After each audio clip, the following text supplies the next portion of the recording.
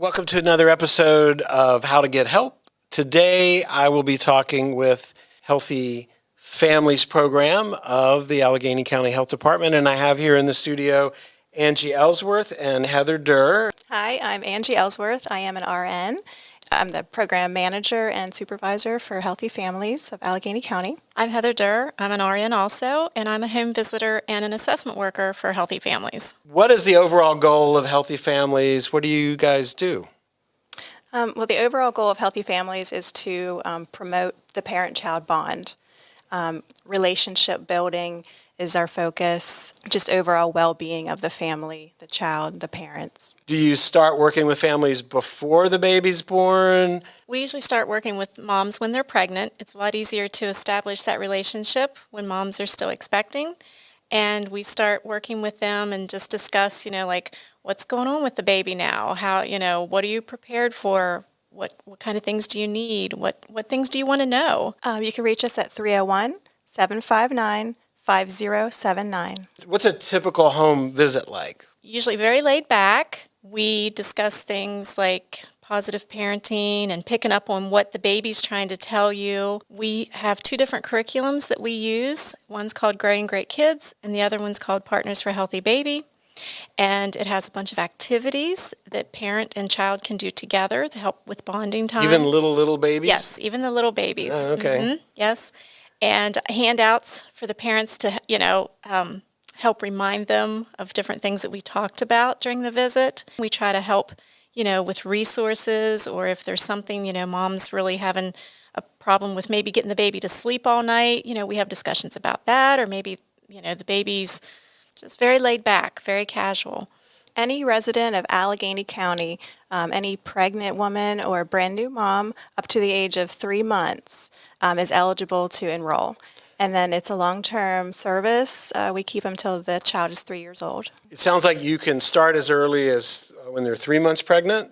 As soon as they find out. Oh, as soon as they find out they're pregnant? Yes. And then go to 3 years old? Yes. Oh. So how often do you visit with a family? If mom is early in her pregnancy, we start off every other week for about an hour.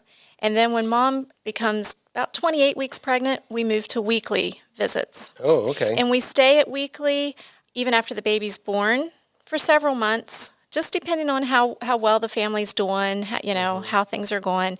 We can start to decrease visits. If something comes up, maybe if mom goes back to work and the weekly visits just seem a little too much, we can decrease to every other week. And then eventually we move to, once a month, just as we start to maybe phase out our visits, because we want mom and dad to feel confident. When you say that you look to see what other kinds of resources the family might need, what are some of those resources that you help connect them to? Well, sometimes the family needs housing. So we'll help them maybe apply for Section 8 or just get them on a list somewhere. Sometimes they need WIC or assistance getting some kind of financial assistance. What does WIC help with, and how do you work with WIC?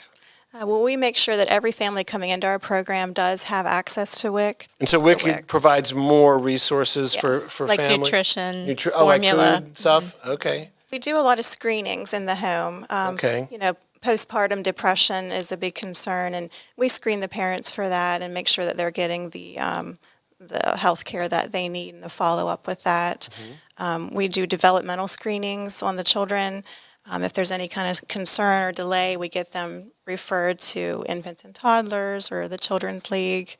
We do intimate partner violence screenings and, get them help if needed, refer them to the right resource for that. And then Heather, I'm just curious, you probably see a lot of different children out there.